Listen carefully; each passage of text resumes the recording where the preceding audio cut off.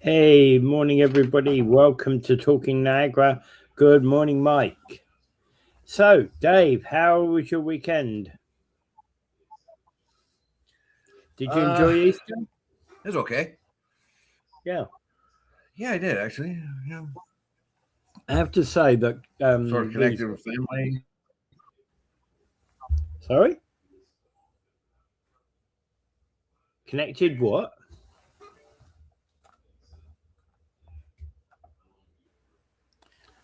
Yeah. Dave? No, you just went blank there for a while. Oh, okay. You said connected and then the rest of it went funny. All right. Welcome everybody. Yeah, I Good know. I morning. just said, oh, it was fun. Connected with family and all that. That's Go ahead. Go ahead. Go ahead. Yeah, okay. That's what happened. Okay. So connected with family, etc. Yeah, okay. Hey, isn't this one of these weird things?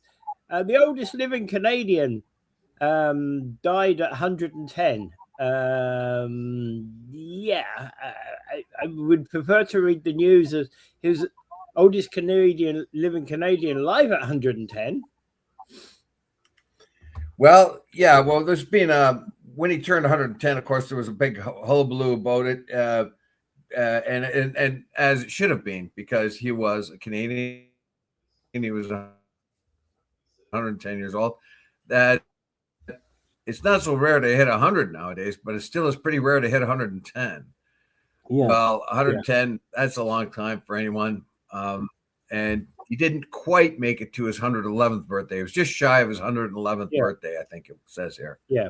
So he And was a very old fella. And look, he must have had a lot to say. You know, if you talk to a guy like that who's seen a century of change, that's mhm, insane. So what he did is he's seen the First World War, or no, he wouldn't have seen it. Yeah, he would have seen the end of the First World War. He would have been born by the First World War, before the First World War started, and then or around the time of the First World War, pardon me, and then he would have seen the Roaring Twenties. He would have seen the huge he was a kid during that collapse period. of Yeah,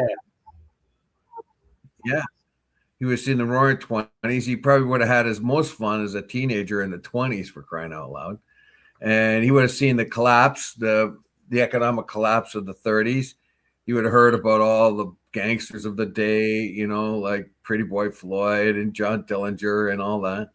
He would have seen the rise of Nazism and communism. He would have seen this Second World War. He was a veteran of that war. And then he would have went on to see the well, there can't be many. explosion, the Last time economic we checked, explosion. worldwide, there's about 40,000 veterans left of the Second World War. Yeah, I think it was it's less just than that now. it was fairly recently that the last First World War veteran died. He was a German, I think it was. Mm. Anyway, so he had the living memory of 110 years under his belt. He must have been one Yeah. fascinating guy to talk to, because pretty much he just came just as cars were becoming very popular to now where you could jump on a plane, go anywhere. Well, basically Yes. saying family is saying don't send flowers, send donations to the Royal Canadian Legion, Branch 71, or a charity of your choice under his name. There you go. Yeah. And Anyway, basically his funeral would take place on Thursday, 11 o'clock. there you have it. And a local person to boot because he's from Fort Erie. Yes, yes. All right. So always sad to hear that sort of stuff. Okay. Um it always got to 111. Yep. Yep. Thank you, Gary, as well. All right. All right. Thank you. Always such sad stories. All right, Gary. That sort of thing, isn't it? All right.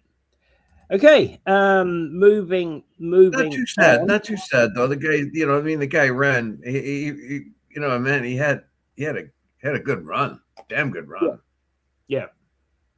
Well, I think if I think you get to your 80s, it's fairly normal today, isn't it? Although there are some people, I've had my brother-in-law die. I've had brothers-in-law. One youngest brother-in-law had died was at 49, right? Um, and so I've had some people in my wife's family that have died young. Nobody in my family that I know of that died young, but I know I'm not connected to my cousins that much. Right, so I wouldn't know. Well, anyway, he had a damn good run, and I hope a lot of people listened to him when he told his stories, because there's a lot of insight in that. Yeah. Okay. Yeah. Moving on. Okay. Let's get to the right thing. There's a myth of American oil independence, according to Politico. And it said when Donald Trump announced Wednesday that he's winding down the US war on Iran and washing his hands of the embattled Straits of Hormuz, he invoked what he likely calls America's energy dominance, to say that America has become the biggest oil producer in the world and no longer needs to secure the Persian Gulf by force. Ha! I don't think America is the largest. It is the largest creator of oil. I don't know if it's not the largest exporter, but also it's the largest manufacturer of oil. It uses the most. It uses the most of any country in the world. I think it uses at one time. It used about 20% of all energy was used in the United States. Now, of course, they are not affected by supply. They have enough supply. Yeah, and they have alternate supplies. They have Mexico, Canada. Canada sends them 6 million barrels a day.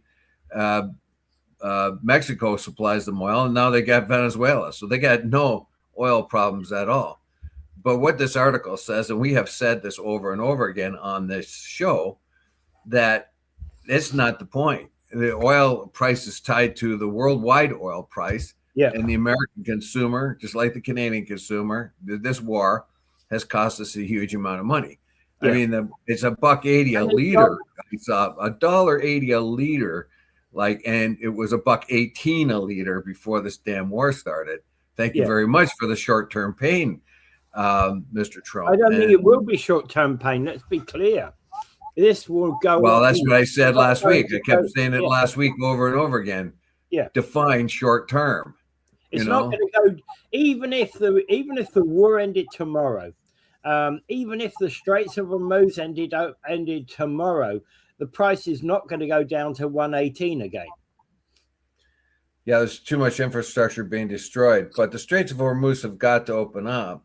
Now, on Wednesday, he said he didn't care about that. I mean, we don't get any oil that. And you can't believe anything he says, because he flip-flops all over the place. He flips like a fish on the bottom of a boat that you just caught. Just flips upside down and backwards. He says he doesn't care a bit about Hormuz Strait on Wednesday, and yet a few days ago he warned Iran that they have to open the Straits of Hormuz or they'll be bombed to the Stone Age. So what is it? Do you care about? You don't care about the Straits of Hormuz, or you do? Tell me, one way or the other, right? What is it? Anyway. So that's I don't know. It's I think the Straits of Hormuz are very important, and this article points out that how the world is interconnected energy-wise. The United States controls it because you have to. Very much so. They control it because of American money has to be used to buy petrol dollars, basically, which gives the United States a huge leg up when the American currency is the preferred currency. It's the default currency around the world. Is the U.S. currency, the reserve fund, right? The reserve currency. Now, that gives the United States incredible amounts of power. So if they were able to control the Iranian or other Middle East oil, they are extremely powerful, but they do. because they have traded their influence with Saudi Arabia, Qatar, UAE, and even Iraq now. The oil is traded in U.S. dollars, and the U.S. provides protection. We'll provide you protection. You provide us with oil, and you buy the oil in American dollars. You sell and buy it in American dollars. That's the deal, and we will provide you protection. Right now, they're not doing too well on the protection part. They have the hugest Navy, the most sophisticated, largest, most powerful Navy, Air Force, and Army in the world, and they're one of the biggest, and their ally, the one that's really calling the shots, Israel, which is a huge military presence in itself, are stomping all over Iran like two elephants, but they haven't been able to stop Iran from fighting back.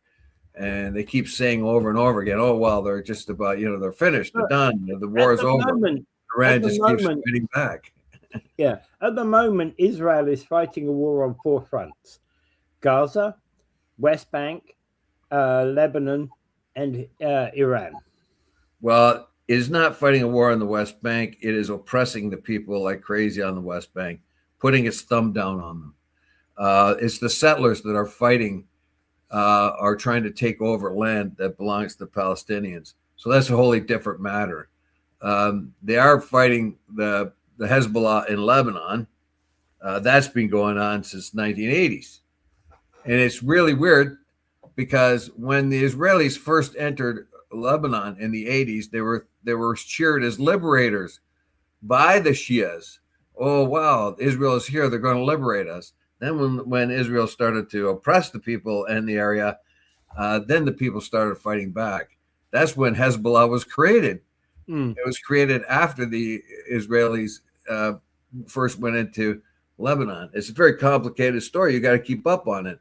Otherwise, you sound like a complete ignoramus like Trump does. He has no idea what goes on. He couldn't tell the difference between a Shia and a Sunni, if it's sitting there right in front of him. And I don't know. So the oil matter in this particular article, it just tells you that the oil has been connected worldwide. There's no way of getting away from charging more money for it, even though you have an ample supply. We here in Canada have an ample supply. We can keep ourselves going with oil for another couple hundred years. We don't need anybody else's oil. We got lots.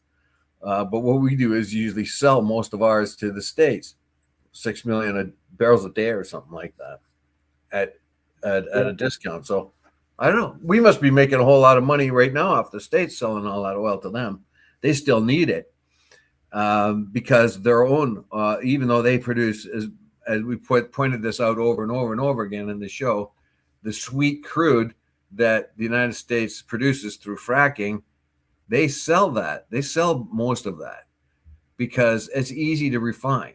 But the refineries that the United States has created over the past has been that to take on heavy crude. So they can't run sweet crude through it.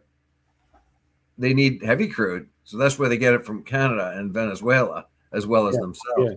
So it's it's a very interesting. It's a very complicated thing. The answer here is to get that Straits of Hormuz open because a lot of the world is suffering. We're not suffering. We just have to pay more. Only the poor people are suffering really bad right now, but the middle class people are being stung with these high increases in prices of everything. Thank you very much, DJT. But that's supposed to be temporary. I think what you said, it's not going to be that temporary. Yeah, for example, if and have no intention of, if for example I was intending to go visit a friend in Toronto or Hamilton this weekend or this past weekend, I'd have probably thought twice about it because of the price of gas, right? I'm not at that point yet, but yeah, if you do a lot of driving around, you might not take Granny for a ride in the country if it was a nice day, you know what I mean? Yeah. But I don't think we're like the people at the lower economic end are suffering because this means a big deal to them. Higher prices of gas mean a big, huge hit to them. It doesn't for people who are wealthy. And a guy like Trump, he can't understand that at all. Hey, I'm waging a holy war here, and you're complaining about oil prices and gas prices. I'm saving the world. Meanwhile, his own people are hurting. Not only his own people, he has no understanding of the kind of suffering he has driven the rest of the world to. In Africa, in Asia, like in Thailand, they're already having rolling blackouts all over Africa. They need that fertilizer desperately. That Straits of Hormuz has to open up because of so many things that come out of there, not just oil and gas, but also fertilizer and aluminum. And he can't pretend that doesn't make any difference to him. And as a matter of fact, that genie's out of the bottle anyway, because he did a total freak out the other day. Open up the Straits of Hormuz, glory be to Allah, and he just sounded like a complete weirdo, which I think he and most of the staff are total weirdos. I'm still seeing these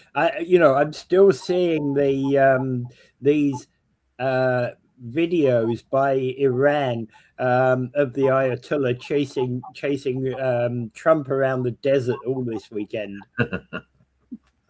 Not to mention the Lego characters. Very well put together. Yeah, Trump got led down the garden path by Netanyahu. He was the only president dumb enough to follow Netanyahu. Netanyahu has been working on every president for 40 years to get them to attack Iran. Always said the same thing. They're very close to getting a nuclear bomb. They haven't even got one yet. And he's been telling the U.S. presidents for 40 years any day now they're going to have a nuclear bomb. The only one that bought it hook, line, and sinker was Trump, because he's ignorant. What an ignoramus. And hey, look, I have to actually have to apologize here for calling. People know that I call Trump an orangutan. I apologize for that, because that's an insult to orangutans. So I won't do that anymore. Yeah, thank you. I was going to make that comment, but but thank you for actually correcting yourself, Mr. Wheeler. Yes. Yeah. If orangutans could petition me, they would have. What are you doing? Actually, I saw a petition from an orangutan the other day. Beautiful, swirly words. Couldn't read a damn thing in it, but though. Right. But yeah. anyway.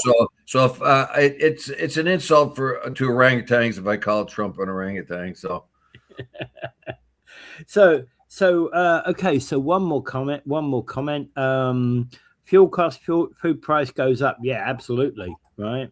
And that's where the majority of people suffer, because, of course, you put an extra 10 cents on a liter of gas, and it hurts people. Whereas in fact we put about 50 cents on the liter of gas, so that's really killing people. Amazon is charging 8% more for a delivery charge because of fuel charge. Yeah. Not surprised. I'm not surprised at all, because in fact those people, many of those companies that do the delivery are actually small organizations, have maybe 20, 30 drivers, so they're living on quite a tight budget. Well, this thing has got out of hand, it seems, the whole war. And it's going to be up to the rest of the world to step in and try to stop it and make the arrangements to open up the Strait of Hormuz.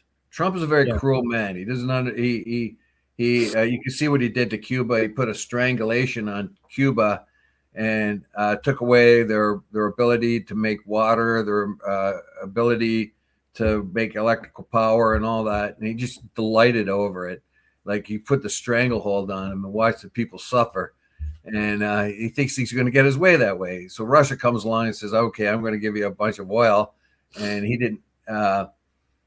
I guess he thought he must have been convinced by somebody that was be a good idea. And you can see what he's doing to Iran now. He's saying in the beginning of the war, we're going to bomb the place to crap. We're going to bomb all your leaders. So after it's over, come out in the streets. It's yours. He's talked to the Iranian people. But now what he's doing, he's talking about hitting all the electrical plants, every electrical plant, every desalination plant, and every bridge. What kind of hardship that's going to bring to the average Iranian? Oh yeah, yeah. It's going to cause a lot of death and misery. The Iranians in his own country don't want that kind of stuff to happen to their people. No, because what it does is well, for one thing, every Iranian knows who did it and will never trust the United States ever again. They have a hard time trusting it anyway. Yeah. They don't like their own regime, but they don't trust the United States because they remember what they did when they put the Shah in place back in the 50s, right? And took control of Iran's oil. So so it's going to be hard for the Americans of the West to be trusted there anyway, even though they don't like their own leaders. And then you start bombing electrical plants and their desalination plants and the roads and bridges. You're going to lose. They're going to lose. Where was your opinion when it came to carbon tax? So the crickets when it comes in. Well, I'll tell you this: I was not in favor of the carbon tax. We opposed the carbon tax. We opposed the carbon tax on this show. Yeah, we opposed it all the way through. Absolutely, we did. All right, moving on. Hegseth, the Minister of War, tells another U.S. Army chief to. Well, I have to say though, wait a minute.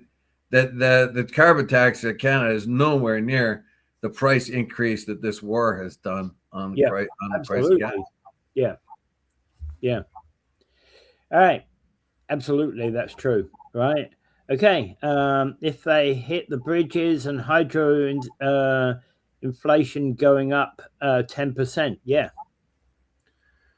All right. U.S. Army tells the Chief of Staff, General Randy George, to retire effective immediately in the latest move of more than a dozen generals and admirals being fired by Hegseth this year. Yeah, where else do you Hegseth is purging the military? Where else do you see the military being purged today? Yeah. Where else? We've reported like a few times on this show recently. China has been purging its military the same way. The leader of China has gotten rid of all his top generals and getting them out of the way, even guys that have been very close to him throughout his career. He's purging them.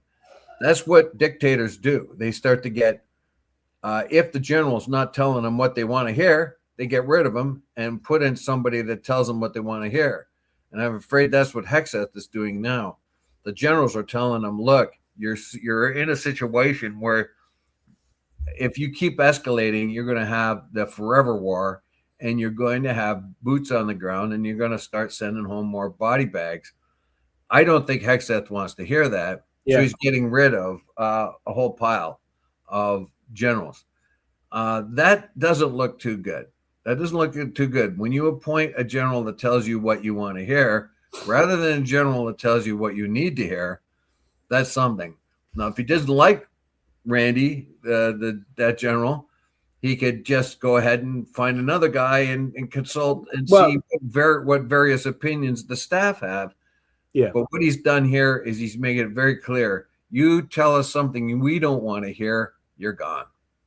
And the other thing is that, okay, so Randy George was appointed during the course of the Biden regime in August of 23. And typically the chief of staff, Army chief of staff runs for a 4-year term. So once appointed, they're there for about 4 years. And, okay, so probably the excuse here is it's a Biden appointee and therefore not doing the right thing, according to Trump. Well, it's the fear factor. Trump has to have people around him that tell him exactly what he wants to hear and tell him what a great hero he is. We see these anytime we see these cabinet meetings or meetings he has, everybody's just slobbering all over themselves. Oh, you're such a great leader. You're such a wonderful guy. and all that, one after the other, gushing praises for the guy. You don't want that. You want somebody that says, "Oh yeah, that was a pretty good idea, but maybe this one wasn't, or maybe that one wasn't." Yeah. And if you're not telling Trump exactly what he wants to hear, he doesn't think you're a loyalist, and you're going to go. Well, and I think he's afraid. He's afraid of. He's like an old dictator. Like other administrations have never been afraid of the generals that the previous administration has appointed, because it's a military thing. It's almost apolitical to begin with. Yeah. And the other thing about this is that this general was actually a graduate at West Point Academy, has served in Iran and Afghanistan, so knows the Middle East area, is very familiar with war in that area, that zone. Yeah, you don't want like this guy full of lots of experience there. But Hegseth is a weirdo, total weirdo. I don't know if you've heard some of the stuff he's saying. You know, he's saying that God is on our side. Jesus is going to come down. Like Jesus is going to be the one that. Jesus was a peaceful man. Forgiveness, peace, love, all that stuff. And he's saying that Jesus is going to be our hammer in the Middle East. That Jesus is going to. Oh, God. What that always bothers me when warriors turn to, say, hey, that our religion is going to save us. Oh God. Anyway, the guy is as weird as they come.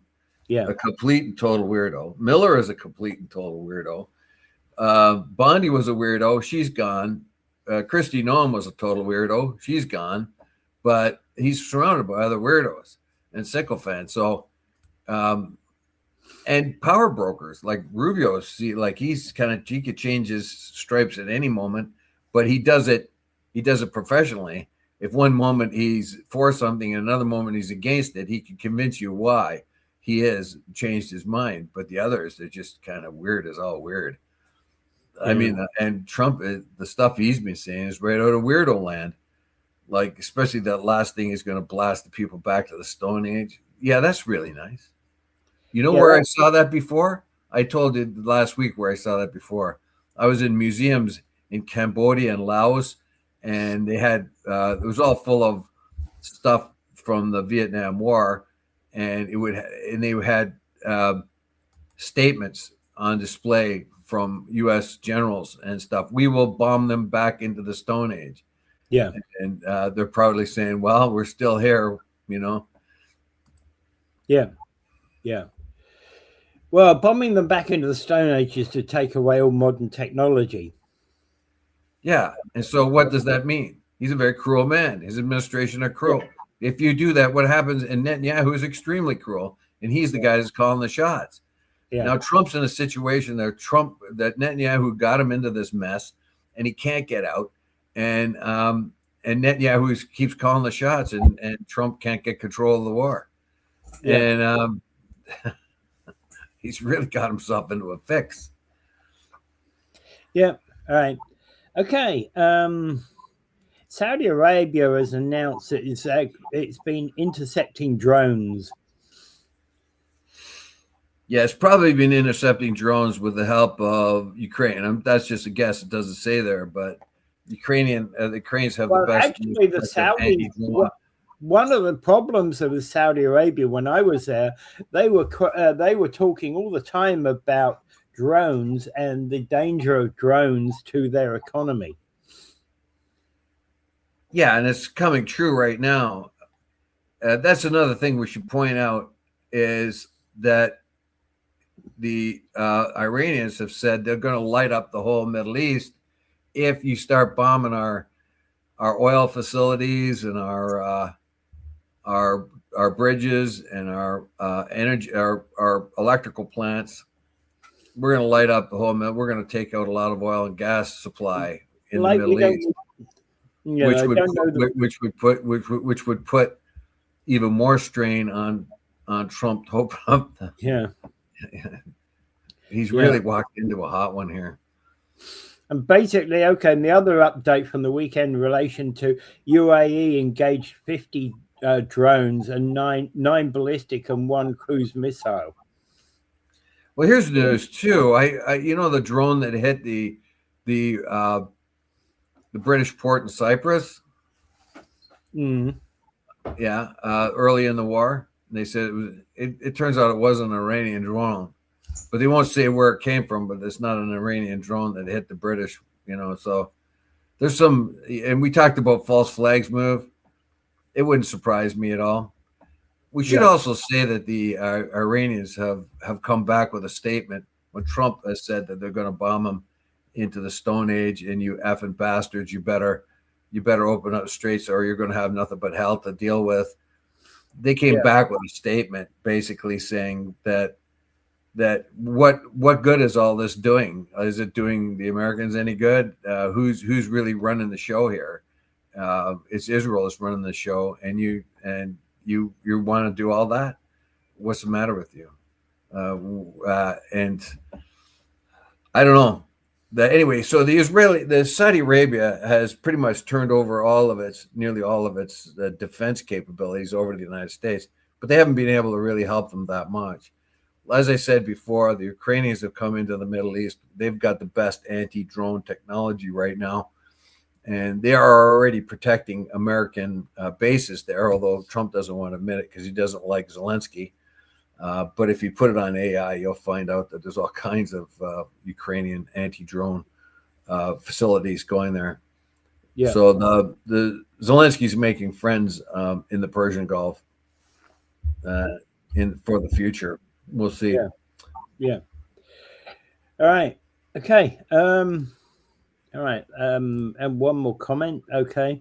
Who has more oil, Saudis or Iran? Saudi has more oil.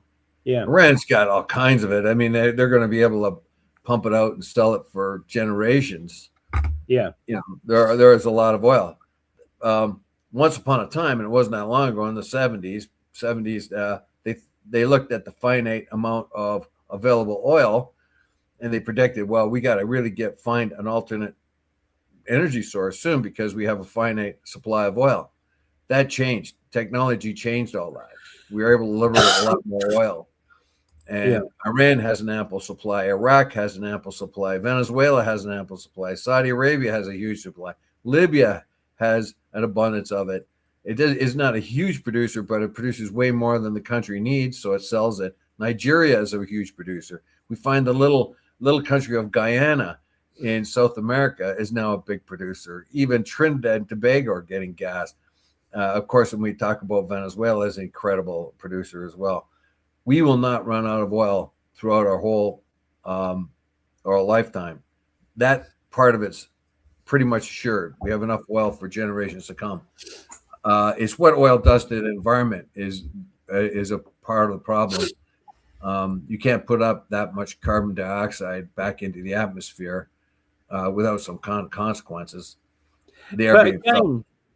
Again, there is a nightmare consequence if either Iran or the US lights up large numbers of oil wells across the Middle East. Back in Desert Storm in 1990, that ended up in a black stripe of ice across the Alps and across the Himalayas and the like. Yeah, but that's basically in the country of Kuwait. That's when that happened. That was lighting up the oil wells in Kuwait. Right. Yes. Mm-hmm. He's talking. Iran is talking about somewhat larger. Oh God, yeah, they're going to hit everything. So basically, the price of fuel will continue to go up. Now, will the U.S. be able to win this war?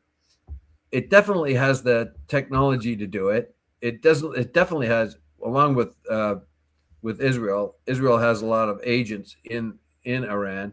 They were able to kill an intelligence chief over the weekend, a number 2 guy in the IRGC, they claim. They still have the ability, an incredible intelligence ability, to discover where people are and kill them. That's amazing to me. That's amazing how, and they have the intelligence to do all kinds of bombing raids and everything else. It's amazing to me that Iran has been able to fight back. It keeps fighting back, missile after missile. It still holds the world hostage with the Straits of Hormuz. This is 5 weeks after the war, and Trump has brought in another carrier group from the South China Seas, which means he's going to really plaster Iran with bombs from top to bottom. Whether or not he's going to be able to put boots in the ground without bringing a whole lot of body bags home, I'm not so sure. And anyway, Iran has proved much tougher than they thought. Dave, to your question, can the U.S. win the war? No. I don't think so. I propose that. I propose that as a kind of academic question. They have done an extraordinary amount of damage right now, but what they've done is they've rallied the Iranians around the flag. Anytime you bomb a country to death, like they're doing now, it rallies people around the flag. It doesn't divide them. Yeah. And if you start bombing electrical plants and desalination plants, they remember who did that, right? Yeah. They don't remember who did that, and they'll back. Look what the Russians did. Right, when the Nazis came marching in, they didn't turn on Stalin, did they? No, they rallied with their countrymen. They don't like Stalin. They hated Stalin, but they were going to fight the Nazis, weren't they? And right now, the Iranians view the Americans as the Nazis, basically. Yeah. They're coming in. They're trying to destroy our country. They're not liberators after all. Yeah. And, there's a lot of difference between a liberator and an invader. Yes. And we only have to look at Paris in 1945 to understand that.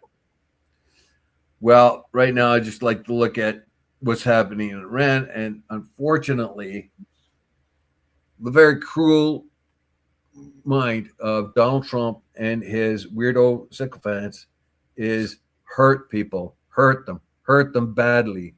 And maybe there'll be a regime change if you hurt the people badly. If you take away the water, you take away their electricity, take away their food, let's hurt them. Let's hurt them really bad. Make them suffer. And if they suffer bad enough, maybe they'll be able to overturn the government. That never works. No. They're doing the same thing in Cuba now. Stranglehold. Let's cut off the water. Let's cut off the power. Let's strangle the people. Let's make sure they don't have enough to eat. Make sure they don't have enough water. That's cruelty. Right now, especially in Cuba, the United States owned all the cards. They could just walk up to Cuba and say, we got all this oil. What do you want to trade for this oil?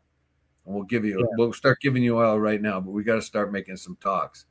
They could do that. But instead, they put that stranglehold. They want to hurt people. That's bad. That's very bad. That's twisted mind. Rick is reminding us Tuesday, 8 p.m. we shall see.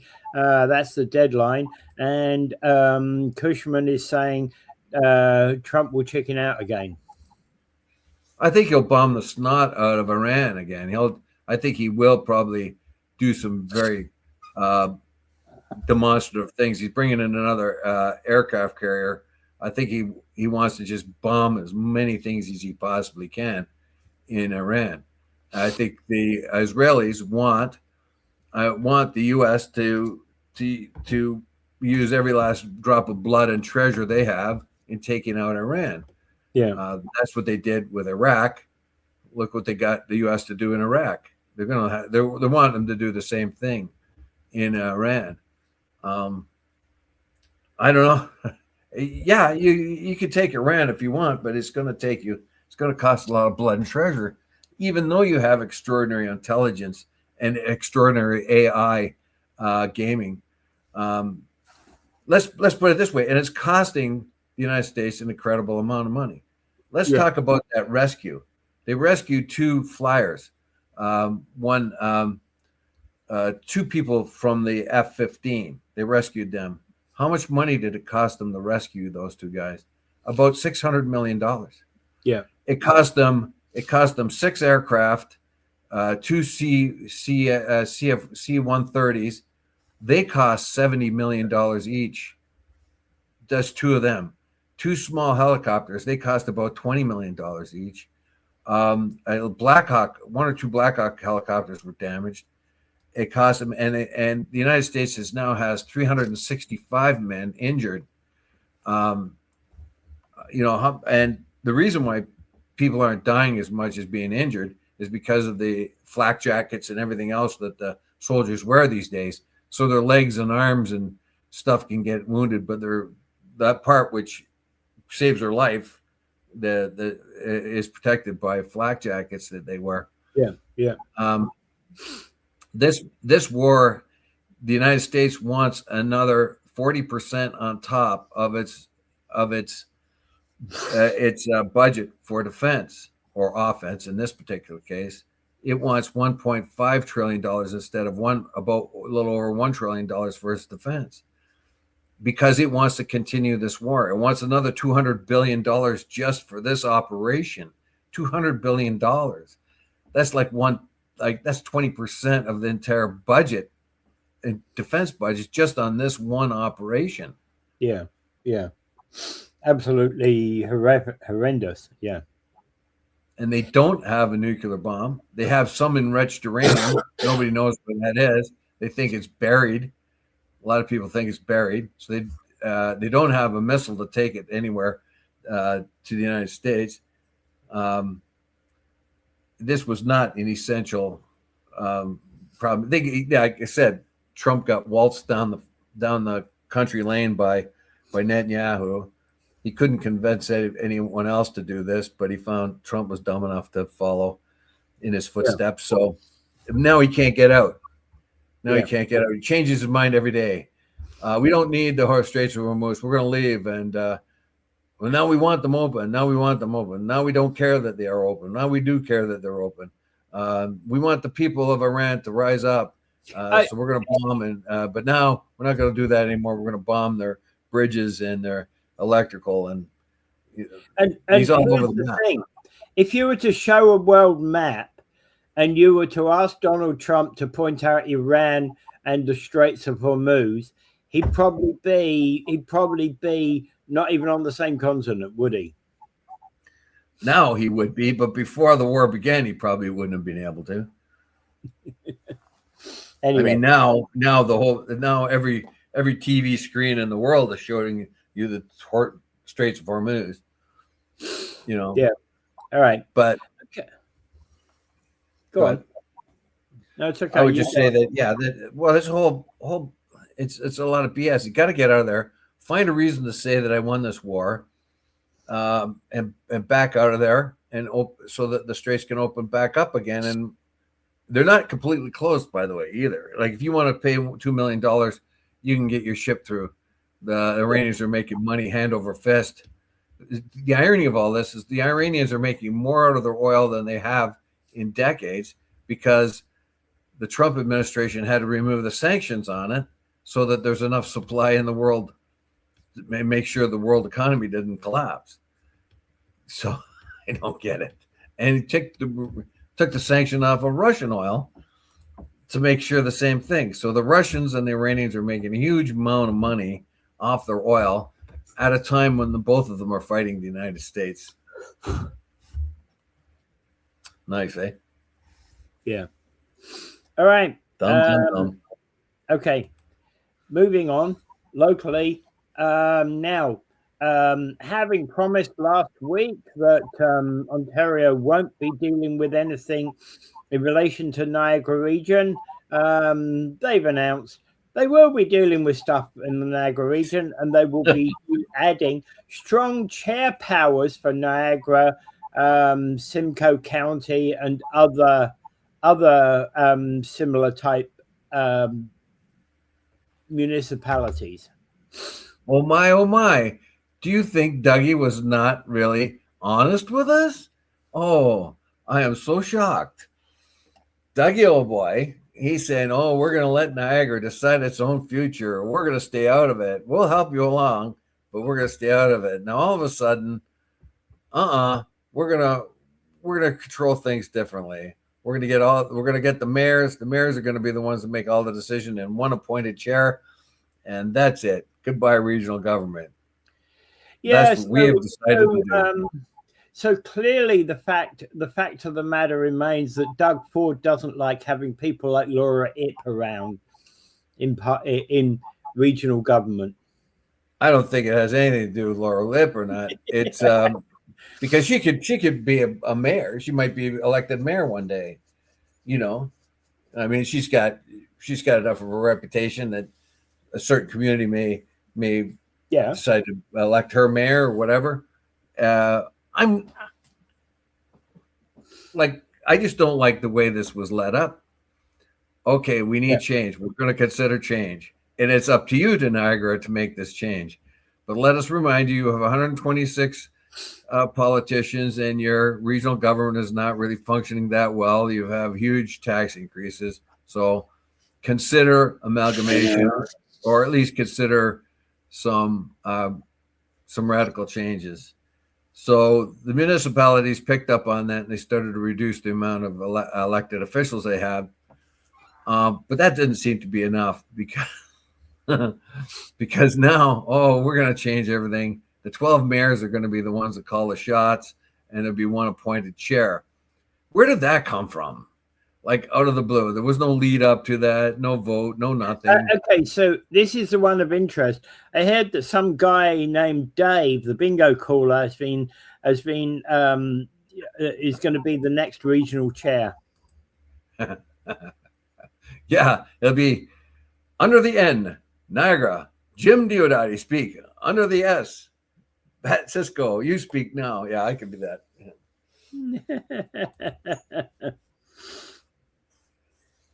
Yeah, that would be nice. That'd be a good job for me. You know, I think I should do that job. You know, I'd be strong at that job. Now, did I say you could speak, Mayor Cisco? Keep your mouth shut. I'm being only telling you what the rules are. Now, do we have to have sycophantic mayors bowing down to Doug Ford? They've got to kiss the toes of the regional chair, sir. I don't know. It doesn't sound good. It really doesn't sound good. There's got to be a better way, instead of just waving the magic wand and saying, well, this is what it's going to be like now. You're putting a lot of power in the hands of mayors, and the chair. The chair itself is going to have strong mayor powers, basically, but in the chair, you got to be a little bit worried about this. Now, it's very certain that our governance is not being run efficiently enough. We've heard in this article about all kinds of red tape and all sorts of bureaucratic hoops that anybody who's trying to start a business or anything else or build anything has to go through. Yeah, well, that, of course, I got to get rid of that stuff. But some of that regulatory regulations are absolutely necessary. You can't cut the regulations on drinking water. You can't cut the regulations on, you know what I mean? Yep. So you're going to have to. You can't purge your government. Let's put it that way. You can purge the politicians, but you can't purge the technocrats. And my big ask here is, what's going to happen to the regional bureaucracy, the regional government, the staff, and all that? What's going to happen to them? It doesn't say much what's going to happen to them, does it? Are the 12 mayors now going to be able to go to the same staff members in the region and ask them the questions they need to ask? Very good question. Or direct them? Good question. Yep. Or direct them the same way? Yeah. Probably. So I'm not so sure they thought this out that well. Yeah. No, I'm opposed to this because it's not democracy in the making. This is the opposite of democracy, because my view has long been that the mayor's job on regional council is just to report their situation. It's not to represent their people. It's to report the situation. Well, it's going to change the how you vote for your mayor now.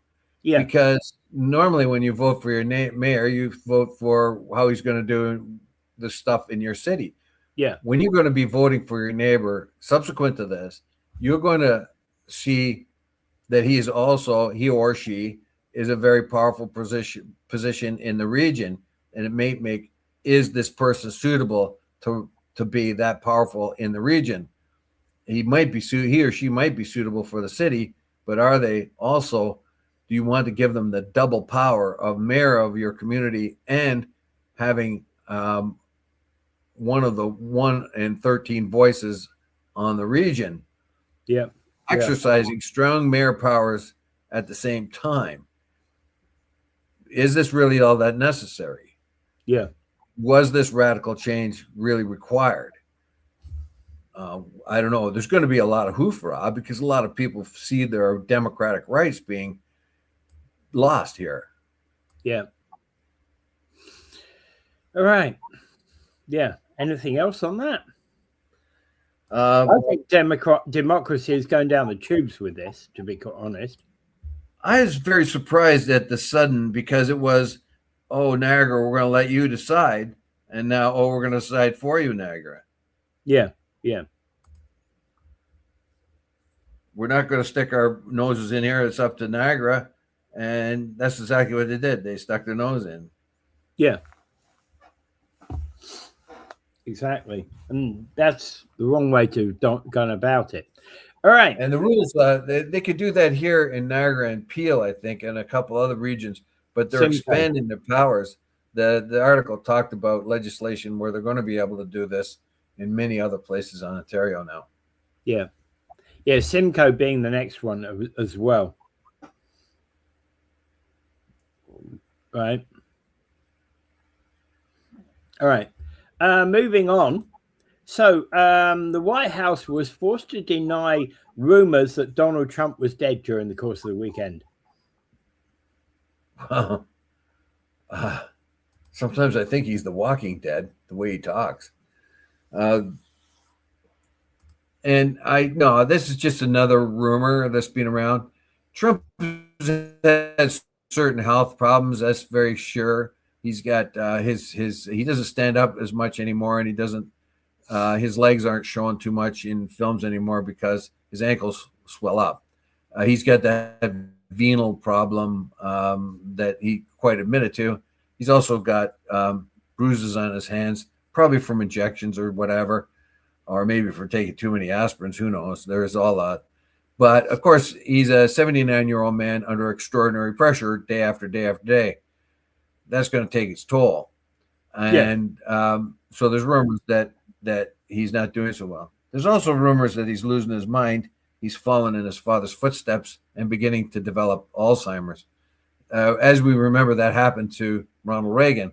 He was starting to not make too much sense near the end of his term, his second term, and it turned out that he was in the early stages of Alzheimer's. That could be the same thing with Trump right now. But this business that he's dead, no. The other things that I mentioned there may hold some water. We don't know. I hear all that, so I'm not going to believe anything until I see it. But yeah, the Alzheimer's one, that could be true. He is not that healthy with his venous, whatever it was.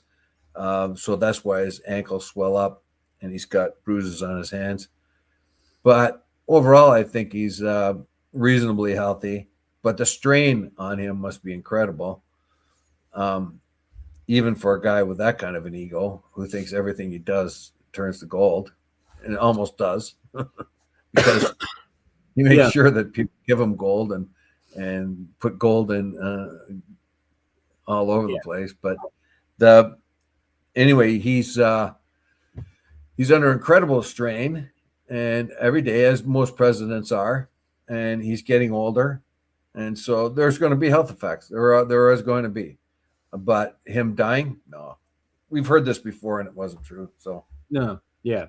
And it reminds me of kind of the way that this story was broken and done during the weekend kind of reminds me somewhat of the Soviet era.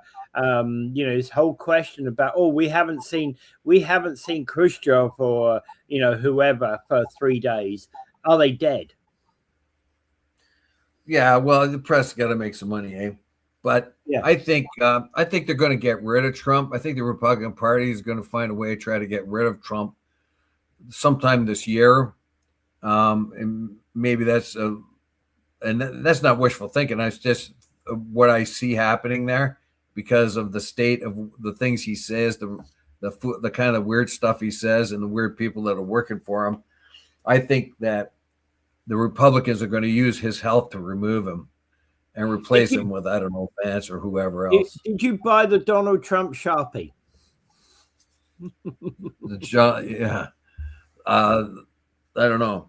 But anyway, so I know, and he'll be back to being a Bible salesman next year, I'm pretty sure. Trump's Bibles and sneakers. I don't think sneaker Bibles. Yeah, there you go. I think if they don't get rid of them by the time the midterms come, and after the midterms, if the midterms are a complete disaster, they got to get rid of them. But I think they're going to use his health as an excuse to get rid of him. Yeah, basically, I think they're going to say, "Look, we're this is a coup, babe, and you can go along with this, or we're going to just take you out. We're going to say that your health is too bad. We've got to do Article 25 or Amendment 25 and get rid of you." Yeah, basically all this started because the president hadn't been seen in public for 3 days. So that was what probably golf. Right on. Yeah, we know, it's like, come on, 3 days. It was Easter. You don't have to be at a public meeting the whole of Easter to be, to still be alive, right? Easter's Look, the president loves the attention, but lately the questions are harder and harder to answer. So maybe he just doesn't want to try to answer the same questions about, how badly this war has been going. Yeah. I mean, because that's what they're going to ask him. Like, you said this, you said this, you said this, but now you say this and this and this, and he'll just get angry. And, who will let you in, Mr. Pressman? Who let you in and ask a stupid question like that? Yeah. Fake news. Yeah. Yeah, exactly. So yeah, and anyway, we shall see. I don't think he's dead. No. We know that. But you know what? Taking 3 days off, I mean, with the kind of pressure he's under, just think of him, take away the moralities, take away whatever he's doing, all that, strip it away. He's the president of the United States. He's got a massive war going on. He's there's economic problems in the United States right now. There's no king demonstrations, 8-9 million strong. This is the second one that's just happened. He's got problems with his own MAGA base. Half of them don't want to go to war. Half of them do. And he's got an incredible strain. So I would think that taking 3 days off, I would have taken more than that myself. Yeah. All right. Yeah. Well, there we go. All right. I think we can leave it there for today. Okay. I'd just like to bring up Gaza again. The United States got really mad. And one of those rare things where Trump actually spoke up against Netanyahu. Netanyahu killed a Hamas leader in the Gaza Strip again, and that was one of the Hamas leaders that the U.S. was negotiating with. And they went ahead, found him, and killed him in the midst. And the U.S. is very, very angry at all because the peace plan that the United States has proposed makes it look stupid, makes it look like we've got this peace plan and we'll negotiate with you. But anytime Israel wants to step in and kill one of you, they're going to do it. So the states got very, very angry with Israel. Even Rubio got angry with Israel, and with the power of AIPAC out there, that's being rather brave for Trump or Rubio to actually come down on the Israelis, given the power of AIPAC inside the United States. Anyway, but they did. So that hasn't really even been solved yet. We find that everything has been completely devastated. 2.2 million people crushed, and they're 82% of their houses are all gone. No water, no food. Sound familiar? That's what he wants to do to Iran. Yeah. Right? Brutal, cruel. You're not going to make any friends by being brutal and cruel. You'll never be trusted throughout anywhere in the world if you do such stupid things as Israel, Gaza, and what they plan to do to Iran. Yeah. And if you want to replace the Iranian leadership, that's fine, but not that way. You gotta get the nose ring off of Trump that he's pulling you around. Yeah. Right? Yeah. Remember that Thunderdome movie with Mel what's his name? Mel Gibson, yeah. And Tina Turner. Remember that movie? The smartest person in the whole compound was a little midget, and they called him Master. And he had this big guy that he used as his muscle called Blaster, and Master Blaster. So the little guy would sit on the big Blaster's shoulders, and they beat up everybody, and that's how the little guy controlled things. Yeah. Well, it's like that. You got little Master, who's Netanyahu, and the Blaster Trump. Yeah. The smart little guy and the dumb big guy. Yeah. All right. Without further ado, I bid you adieu. Pray for peace, and do not forget Gaza. Yeah.